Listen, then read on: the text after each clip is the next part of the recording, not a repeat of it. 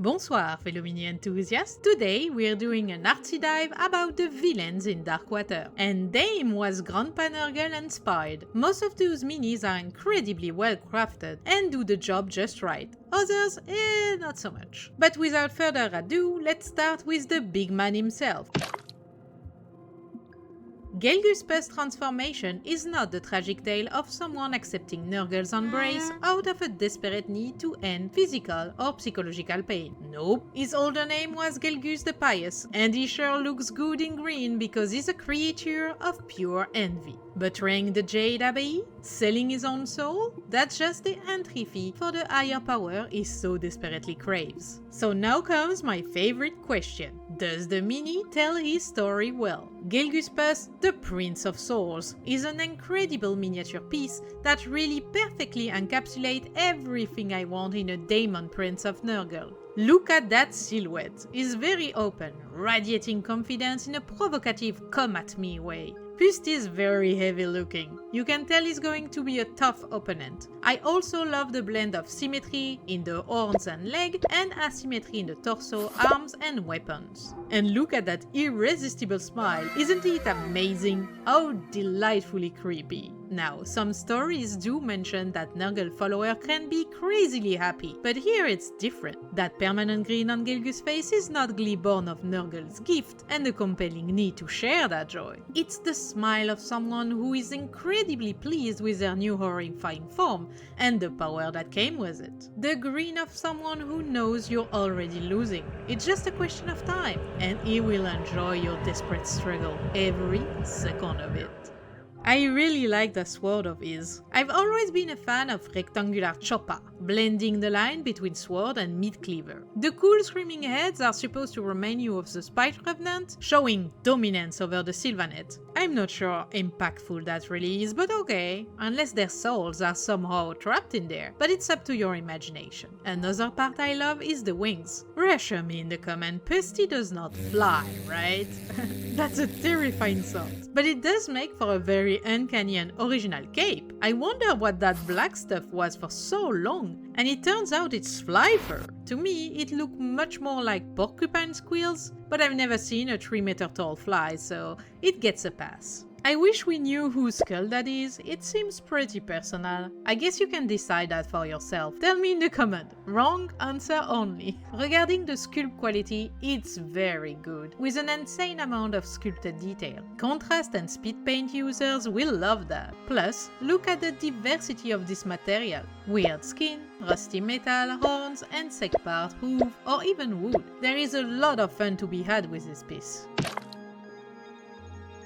I love spooky old crone witches. But if you give me 3, even better. And Nurgle sure loved that number. Just look at what he did with Belga the Cystwitch. What a name, by the way. Auntie B is indeed the fusion of 3 people. She was a greedy priestess who agreed to side with Pust during his rebellion in exchange for control over the Everspring. As you can already guess, Goblin Gang, it did not go according to plan. 2 of her former sisters are now permanently part of her extreme makeover. I very much doubt this fusion was consensual, since we are clearly told that Belga's new form drove her to madness. So, the real question is, once again, does the miniature tell that gruesome story well? And whoa, yes, I will lose my marble too. Belga's silhouette is incredibly repulsive, yet a beautiful repetition of a triangular shape, evident in both her overall pose and her staff. The triangle is one of the shapes our brain recognizes the fastest. Locking the entire miniature into that geometry gives Belga a real sense of weight and menace. I love this, and the design is revulsing from all angles.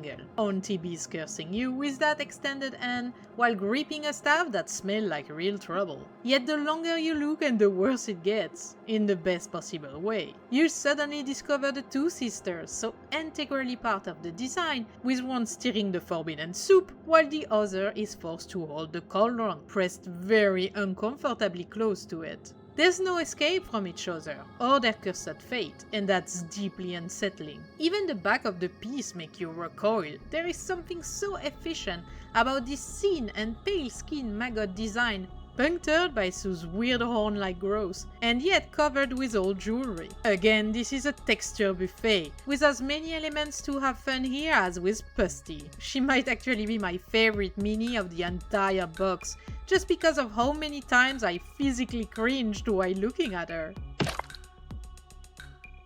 It's very difficult for any miniature to rival that level of pure, visceral uncanniness. So instead of trying to outcreep her, Shaman FoulHoof plays a very different game, and he has plenty of argument to shine through. Shaman FoulHoof, damn, I can't say foul to save my life. Okay. Hoofy is a deranged beastman mystic who leads the Flyblown, his personal horde of pestigores, responsible for the rapid delivery of Nurgle's latest and nastiest plagues. He's also the original creator of the ritual used to summon the Conquerborn, a little secret that Gulgus Pust straight up stole from him. Not cool, Pusty. On the battlefield, he's not necessarily the biggest raw threat, but he is deeply annoying, and in Warhammer terms, that's often worse. He can corrode your equipment. Rude. But more importantly, he can, and I quote, turn the land into a clawing, sucking quagmire that is a nightmare to wade through. Oh, it's almost like shoes are important against him, huh? So does the design live up to that story? I'd said yes. Hoofy has a solid silhouette that reads immediately as both magical and bestial madness, with its symmetry broken by this strange, unnatural growth. His pose is extremely narrative-driven. He's in the middle of a ritual, sacrificing an heart to an altar, and the blood itself is actually sculpted. That's important because it turns the base into part of the storytelling. He might even be conjuring a Conquerborn into existence right here. Neat! I love the horns, the dreaded hair and beard, the hood, the staff is really strong too. The missing eye adds a great touch of asymmetry and unease. It pushes him just far enough into the uncanny without turning him into fully body horror territory like Auntie B.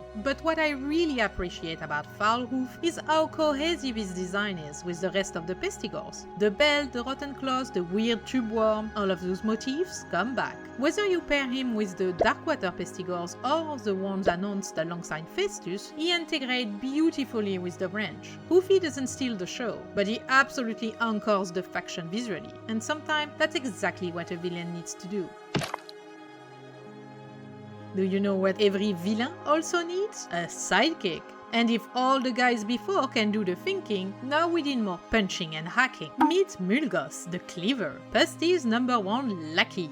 Rumor has it that this nihilistic soul was once a noble knight, cast aside like an old rag the moment he contracted the whipping pox. Whatever truly happened, one thing is certain, Mulmul did not take it well. He became a walking rejection of beauty and purity, a being driven purely by bitterness and violence. He has a particular visceral reaction to heroes, grabbing them with his mutated arm and brutally hacking away until he's satisfied. So the question is now obvious. Does the miniature tell the story of that raging behemoth well? Absolutely. His silhouette is extremely bottom heavy, with that gigantic arm and massive weapon immediately drawing your eyes. The upper body is beautifully crowned by Sue's horns, giving him a strong vertical presence that balances the sheer weight of the lower half. You instantly know two things. He's going to be very hard to bring down, and whatever hits him is getting hit back, but harder. There's a ton of finely sculpted detail across his skin and armor, which mean even a simple contrast or speed paint approach will already look fantastic.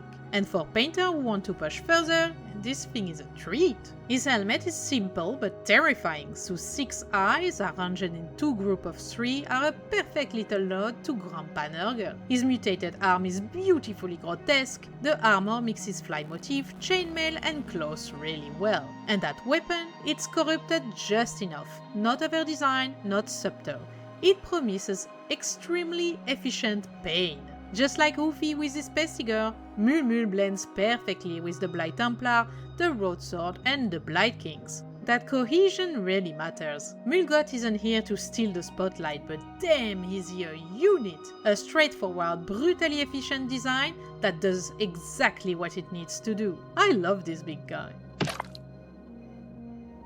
Alright, we've covered the heavy hitters. Now let's do a rapid fire design round for the rest of Pusty's horrible little friend. Ready? Conquerborn. They are the only ones that I don't really like. I'm almost 100% sure they aren't from the same artist or are not done with the new Magotkin design in mind, as they are more in line with the older Poxwalker. I'm not saying they are bad. They do indeed look like the result of a horrible offense against nature itself that will need quite a beating to be put down while retaliating in kind. But they really clash with everyone else. Blight Templar follows the trend of the Blight King and will chuckle when you hit them, while tanking like mountains of fecund flesh and muscle. Fecund flesh is a revolting alliteration. Berk.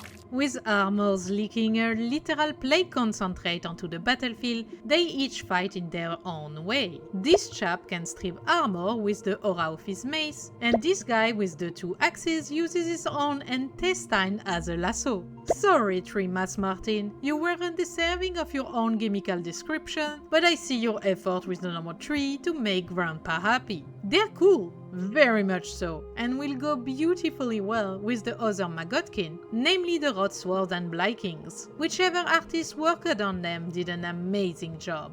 The Pestigors, which I suppose are specifically Hoofy's Flightblown, are from the Giron's Wild Forest. With bloated bellies and matted fur, they claim the Jade Abbey belongs to Grandpa Nurgle. They look amazing. They have a lot of fun details to paint, and we see all the usual motif of the new Magotkin, minus the tube worms of the Lich Lord. We're going smaller and smaller with the Pox Wretched. They are supposed to cosplay as Cyclops to mimic the Plague Father demonic follower, but no other minis of the new Magotkin have that trait, so I'm a bit confused. That's a very minor remark though, as the details are amazing for a simple battle line or in the context of Darkwater, a lesser enemy. Lastly, we have a level 1 slime equivalent, quite literally so, with the Mire Kelpies, and I'll group them with the treasure thingy of whatever those 4 other things are. These are your classical gooey slime with their lot of debuffs, and they do the job right, with a pleasing silhouette and amount of details stuck in the Nurgle goo. I hope our barefoot friends got their Titanus shot, just saying. Also, I love how derpy this guy looks. And that settles it for the enemies in Darkwater. Overall, a real treat for anyone who loves good design. Tell me which one of our terrifying friends here is your favorite. I gotta vote for Auntie B. Belga the Cystwitch is living in my nightmare rent-free. Now this is an Artsy Dive, not a commentary on capitalism, but $255 is a price. Ooh, a luxury for sure. I really want to try the game, but I'm not sure I want to commit to such an expense, even if I love most of the mini in the box and the game seems fun. Thank you so much for watching all the video, Goblin Gang. Put 3 fly emojis in the comment to honor Grandpa Nurgle and show me you're part of the secret end of the video club. Don't forget to subscribe for more miniature mischief, and as always, bonne chance with your hobby les amis.